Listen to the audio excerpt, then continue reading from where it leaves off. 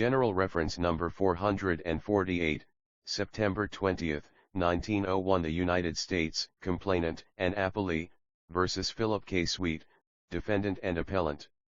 Decision Ladd, J. The offense charged in the complaint is punishable under the Penal Code now in force by arresto mayor and a fine of from 325 to 3,250 pesetas. Article 418. By Act No. 136 of the United States Philippine Commission, Section 56, Paragraph 6, courts of first instance are given original jurisdiction in all criminal cases in which a penalty of more than 6 months' imprisonment or a fine exceeding $100 may be imposed. The offense was therefore cognizable by the court below unless the fact that the appellant was at the time of its alleged commission an employee of the United States military authorities in the Philippine Islands, and the further fact that the person upon whom it is alleged to have been committed was a prisoner of war in the custody of such authorities, are sufficient to deprive it of jurisdiction. We must assume that both these facts are true, as found, either upon sufficient evidence or upon the admissions of the prosecuting attorney, by the court below. Setting aside the claim that the appellant was acting in the line of duty at the time the alleged offense was committed, which is not supported by the findings or by any evidence which appears in the record, the contention that the court was without jurisdiction, as we understand it, is reducible to two propositions. First, that an assault committed by a soldier or military employee upon a prisoner of war is not an offense under the Penal Code, and second, that if it is an offense under the Code, nevertheless the military character sustained by the person charged with the offense at the time of its commission exempts him from the ordinary jurisdiction of the civil tribunals. As to the first proposition, it is true, as pointed out by counsel, that an assault of the character charged in the complaint committed in time of war by a military person upon a prisoner of war is punishable as an offense under the Spanish Code of Military Justice, Article 232, and it is also true that under the provisions of the same code, Articles 4 and 5, the military tribunals have, with certain exceptions which it is not material to state, exclusive cognizance of all offenses, whether of a purely military nature or otherwise, committed by military persons. But the fact that the acts charged in the complaint would be punishable as an offense under the Spanish military legislation does not render them any less an offense under the article of the Penal Code above cited. There is nothing in the language of that article to indicate that it does not apply to all persons within the territorial jurisdiction of the law. Under Articles 4 and 5 of the Code of Military Justice above cited, a military person could not be brought to trial before a civil tribunal for an assault upon a prisoner of war, but by the commission of that offense he incurred a criminal responsibility for which he was amenable only to the military jurisdiction.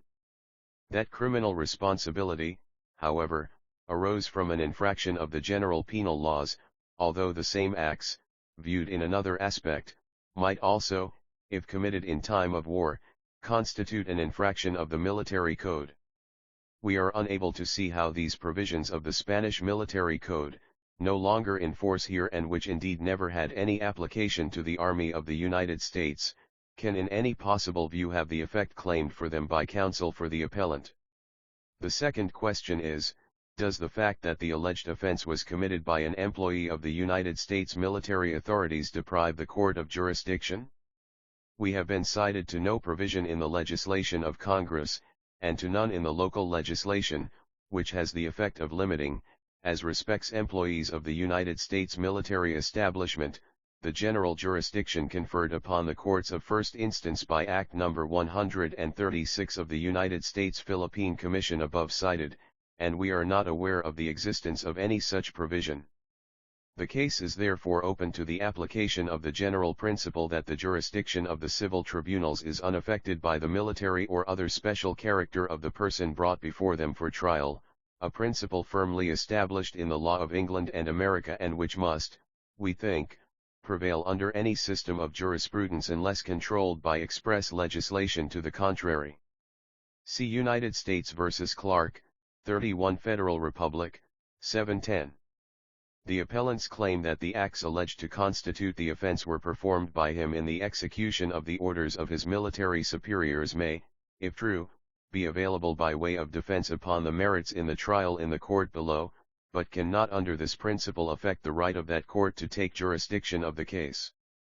Whether under a similar state of facts to that which appears in this case a court of one of the United States would have jurisdiction to try the offender against the state laws, see in Refair, 100 Federal Republic, 149, it is not necessary to consider.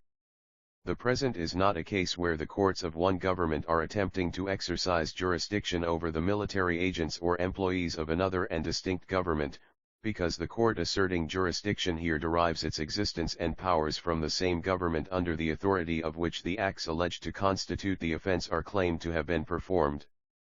It may be proper to add that there is no actual conflict between the two jurisdictions in the present case nor any claim of jurisdiction on the part of the military tribunals.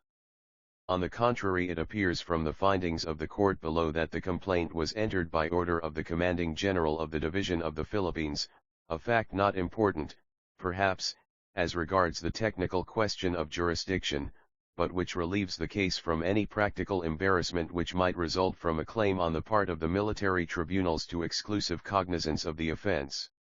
The order of the court below is affirmed with costs to the appellant. Arellano, C.J., Torres, Willard, and Mappa, J.J., concur. Concurring Cooper, J., I concur in the result of the decision of the court, but am not prepared to assent to all that is said in the opinion. An offense charged against a military officer, acting under the order of his superior, unless the illegality of the order is so clearly shown on its face that a man of ordinary sense and understanding would know when he heard it read or given that the order was illegal, and when the alleged criminal act was done within the scope of his authority as such officer, in good faith and without malice, and where the offense is against the military law, that is, such law as relates to the discipline and efficiency of the army, or rules and orders promulgated by the Secretary of War to aid military officers in the proper enforcement of the custody of prisoners, is not within the jurisdiction of the courts of the civil government, in Refair, 100 Federal Republic, 149. The civil courts, however, may examine the evidence for the purpose of determining whether the act alleged to be criminal was done in the performance of duty under the circumstances above indicated, but should cease to exercise jurisdiction upon such facts appearing. Ordered affirmed.